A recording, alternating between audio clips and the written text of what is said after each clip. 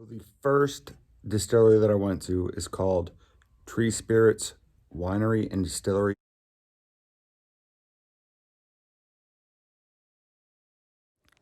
So here are the prices. At first, when I saw this, I was like, this is overpriced. But once I started trying the product, and I was like, this stuff is amazing. Absolutely amazing.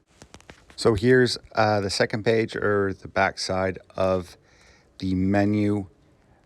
Anybody who knows me knows I am cheap. If I can get something cheaper, I'm going to do it. I was having a discussion with a friend who loves Jack Daniels, and I was like, "It's Jack Daniels. What is $40 to $50 a bottle, pending?" And looking at the absinthe, I was like, "That's before I had the absinthe. Absinthe, I was like, that's a lot of money to spend on a bottle." But after I had it, completely worth it. Absolutely worth it. It's in Oakland, Maine. It's very close to where I work and where I go home, or to my home. So I wanted to go there. I wanted to go there for a while. My mother-in-law suggested it. So I contacted them, and that day, it was a Friday, I went and checked it out. It was after work, so I was exhausted. I wasn't really that talkative. And so I went there, and it's what I wanted to do is not have tourist traps in my video of wineries and distilleries in Maine, or Boozy Taste of Maine. I didn't want tourist traps. And this place from the get-go, as soon as I got in there, did not look like a tourist trap. It looks like a farm, legitimately like a farm. But you go up, or I went up there, and they have it all set up for COVID.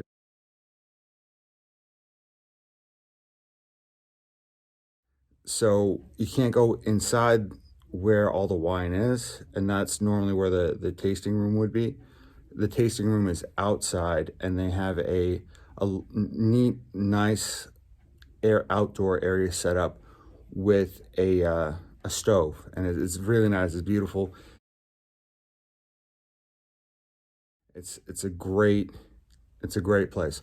So we start talking and conversating, and I buy a bottle off of him. So I said it once, and I'll say it again. This stuff is dangerous. It legitimately tastes like juice, and you can't taste any alcohol in it. It is a 11% alcohol. Absolutely delicious. Absolutely dangerous.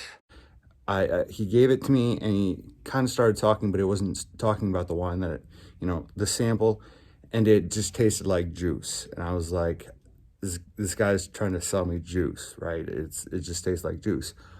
But then I looked at the bottle, and I think it's 11%, and I think it's like it was the I think it's a pear or.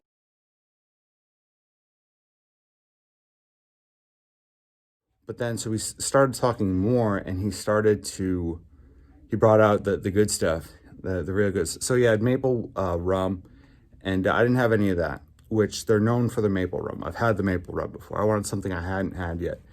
And he brought out the absinthe. So yeah, I'm gonna tell you straight out, this absinthe, it's 130 proof. It's no joke, like legitimately no joke. It is delicious, but it'll put you it'll sit you down. It would not surprise me if the myths or legends of seeing a fairy are true, because it was good. It was really good.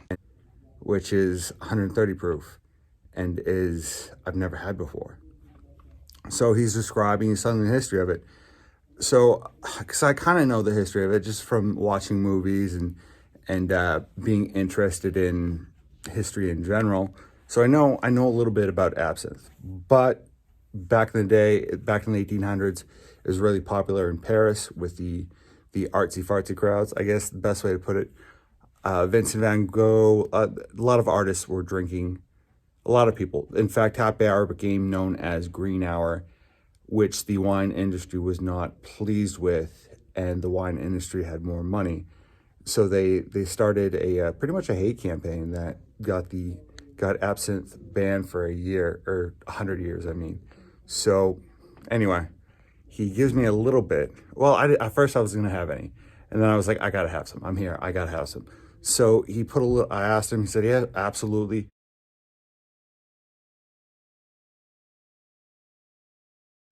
He gave me a little taste. I've never drank absinthe before, like I mentioned.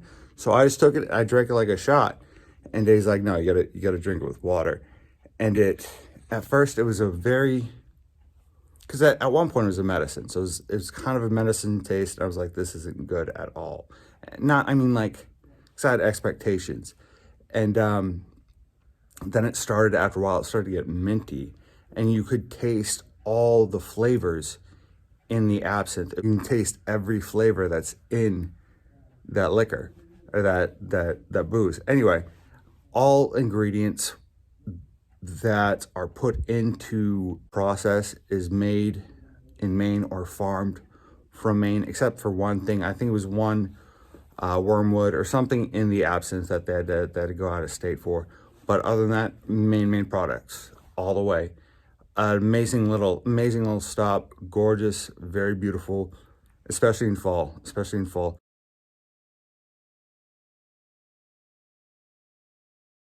And they're set up for COVID. So it's, there's like one or two tables and it's a nice place to stop.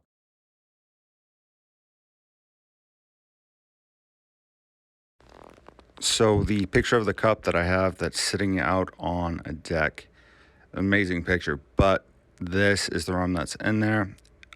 Outstanding. It was awesome. Like I said, the guy was working, so this is kind of like, this is his workplace, so I didn't want to bug him too much, but thank God he was willing to talk, because it was a good time. I was debating touching up the picture of the truck, but this truck is awesome. I mean, this truck, it's an old truck. It's cool.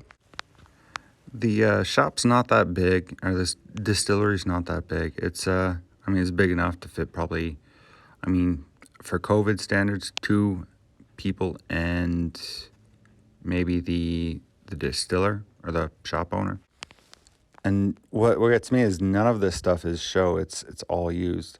The owners use it. I mean, not daily, but they distill things out of it and make spirits. It's awesome. I already showed, but here are some of the prices. Here's the menu. Yeah, decently priced drinks, and that, to me, that's awesome, because it's quality. It's all quality. The next distillery that I went to is called Sweetgrass. It's in Union, Maine, which is it says it's a 55-minute drive from Waterville. It is not.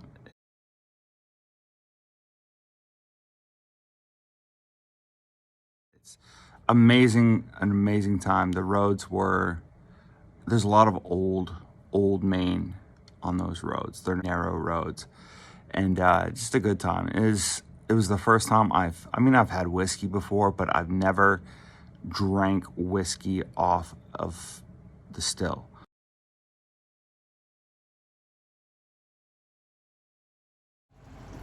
So this still was made in Portugal. It is what'd you say, 100 gallons.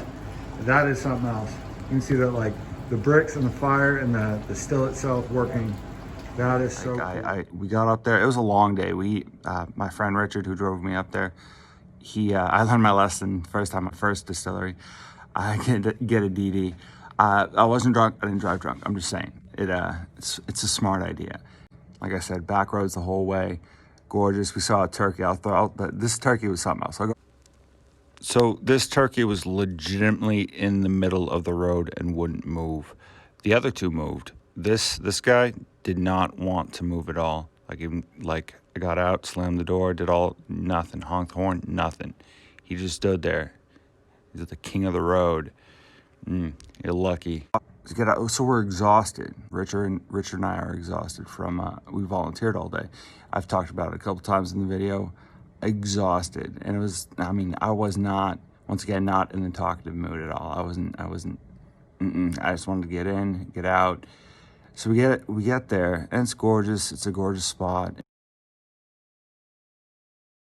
And it's set up for COVID, or the COVID restrictions. And then, we get in there, and the guy's busy. Like, he's working, like it's his job. He's distilling some things, so he's not very talkative, because he's working. Understandable. So start up conversation. I get another bottle.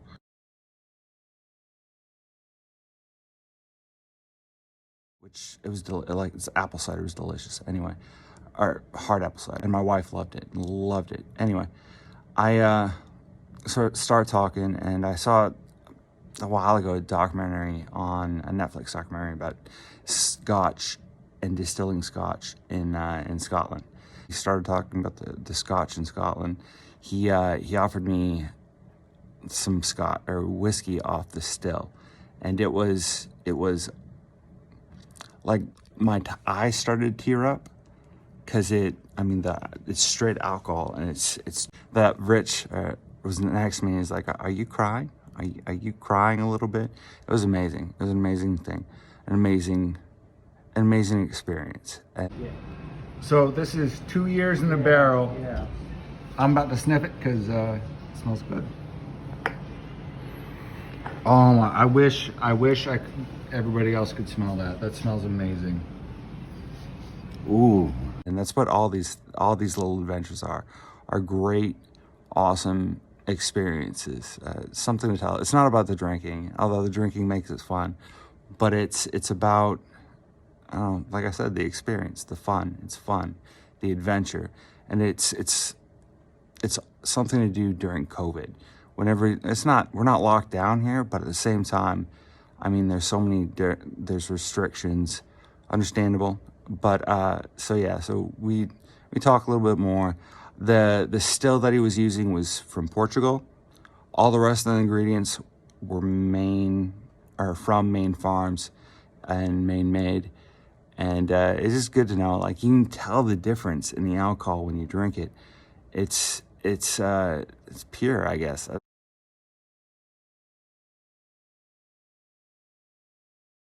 It's odd word to use, but it's pure. It's good. All right, I'm in to go.